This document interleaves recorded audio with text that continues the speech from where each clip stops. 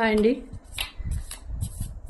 మీ చుట్టుపక్కల వాళ్ళు, మీ ఇరుగు పొరుగు కానీ, చుట్టుపక్కల వాళ్ళు కానీ, లేకపోతే మీ రిలేటివ్స్, నైబర్స్ ఎవరైనా కూడా మీరు కొంచెం బాగున్నారు అంటే ఆర్థికంగా కానీ దేంట్లో అయినా కూడా కొంచెం మంచి పొజిషన్లో ఉన్నారు అంటే తప్పకుండా దృష్టి అనేది పెడుతూ ఉంటారండి. అలా మీకు అనుమానము ఉంటుంది కదా, నాకు ఎవరో దిష్టి పెట్టారు, ఏదో జరుగుతోంది అనేసి.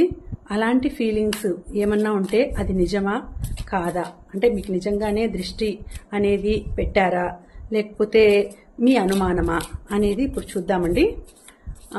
2 కార్డ్స్ తీస్తాను, 1 and 2.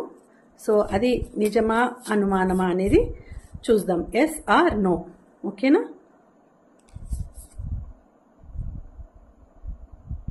సో ఎస్ అని వచ్చిందండి, నెంబర్ 1 కార్డ్ ఇది.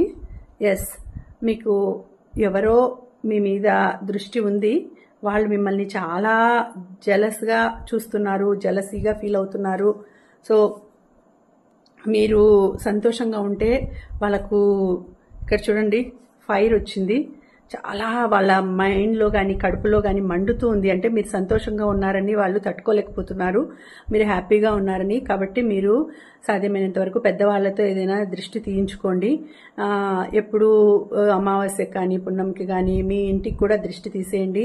మీరుండే ప్లేస్లో కూడా దృష్టి తీసేసుకొనేసి మీరు కూడా దృష్టి తీసుకుంటూ ఉండండి. మీకు ఎక్కువ దృష్టి పడుతూ ఉంది, వాళ్ళు చాలా జలస్తో ఫీల్ అవుతున్నారు, జలస్తో బర్న్ అవుతున్నారు వాళ్ళ మనసు.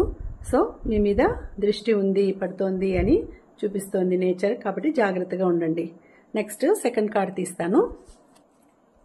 ఓకే, సో ఇది 7 of Swords, ఇది కూడా అంతేనండి. ఎస్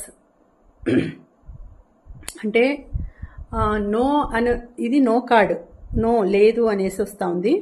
అంటే ఇది మంచికి నో కార్డ్ అండి, చెడ్డకి ఎస్ కార్డ్. అంటే 7 of Swords అంటే అది దృష్టికి ఎస్ కార్డ్ అండి. ఇది మీ మీద చాలా నెగిటివ్ ఇంపాక్ట్ పడుతోందండి. ఎందుకంటే సమాజంలో కాకుల్లాగా పొడిచినట్లు మీ గురించి వెనకన బ్యాడ్గా చెప్పుకుంటూ ఉంటారు. మీ గురించి చాలా కోపంగా, అంటే మీ మీద చాలా నెగిటివిటీ ఉంది. ఆ నెగిటివిటీ వలన మీకు చాలా బాధ కలుగుతూ ఉంటుంది, మానసికంగా చాలా బాధపడుతూ ఉంటారండి.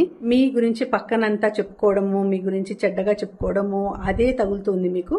సో మీరు కూడా జాగ్రత్తగా ఉండాలి. Thank you.